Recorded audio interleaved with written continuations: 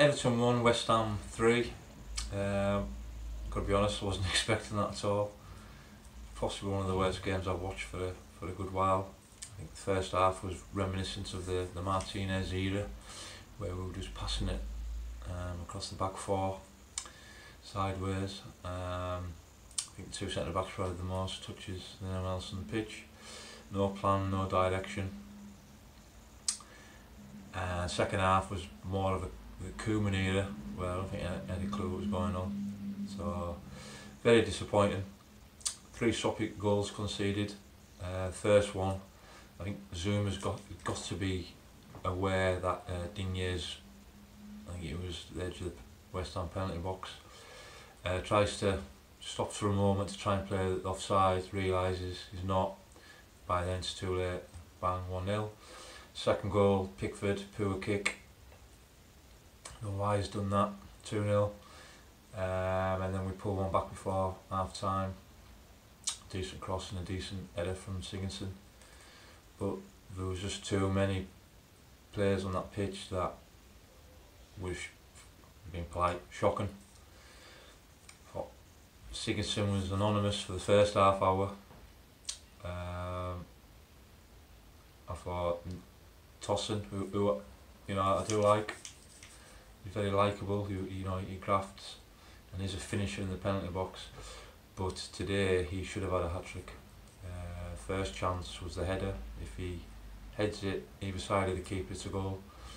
And the second one, I think he scuffed a shot. And the third one, he's got third chance. He's got to finish that. And it didn't get any better when Nias come on. And I thought Nias was shocking. I know he's a cult favourite, but I think if there's aspirations to challenge the top 6 in the near future, then nah. I know the crossbar, but he's got to finish that. I thought Garner was shocking. Probably one of the worst. It's probably his worst game I've ever seen him play. His touch was poor. His players going past him. His passing, the vast majority of his passes were going straight to the opposition. And if the manager's making a substitution 2 minutes before half time, it wouldn't have been Schneider, that would have took off. It would have been Garner. Calvert-Lewin was poor. Poor touch when the ball got knocked over the top. The keeper to beat. Keeper gets the ball. Star man was Digne for me. I thought Kenny battled, showed a bit of passion. And I thought Walcott worked hard with obviously no end product. Couple of positives. I thought the crossing from both full backs was pretty decent into the penalty box. And I thought Bernard looks a player. I think once he's match fit, will be a key player, clever player for us. But 2 biggest problems for me is, and I hope Marcel Brands is obviously looking at this for even January, but we desperately need a centre forward, a big powerful unit up front with pace. I mean raw pace, one that can stretch a back four, can intimidate a back four, and basically worry the opposition. If you're going to play long balls over the top, then you need to have someone. You need that raw pace. We haven't got that. And I'm not having a go at Tosin. He's not quick, but he is a finisher in the box. But we desperately need someone up front with pace. And the centre back area is a concern, because I thought Zuma and Holgate were, for their third goal, you've got to be touch tight. Yeah, he turns him, but then when he turns him, you've got to go and get that ball. You've got to go side by side of him, put the shoulder in, whatever. It just seemed like he was jogging along with him in the penalty box.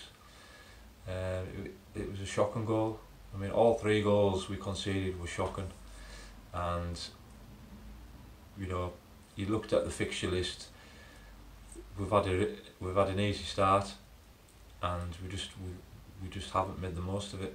compared to last season when we did have a tough fixture list at the start, and it's seen where it took us. We play against the top 6, playing like that, we're going to get punished. These errors have to stop. I mean, I suppose the only other positive, we didn't concede off a set piece today, but I did a video when Marco Silva was announced as Everton manager, and I said this is going to take time, so we have to be patient. It's work in progress. We've let a lot of players go, we've signed a lot of new players again, and it's going to take time. So I think there needs to be patience from the fan base. If we finish in the top 10, we finish in the top 10, but we can't go on with sacking the manager, getting a new manager in, letting players go, bringing new players in. I think we need to ride this out, but it's the errors that are killing us. It's a lack of pace, direct pace up front, and we desperately need to sort out the centre-back issue. So yeah, there you go. I'm going for some more wine. Cheers.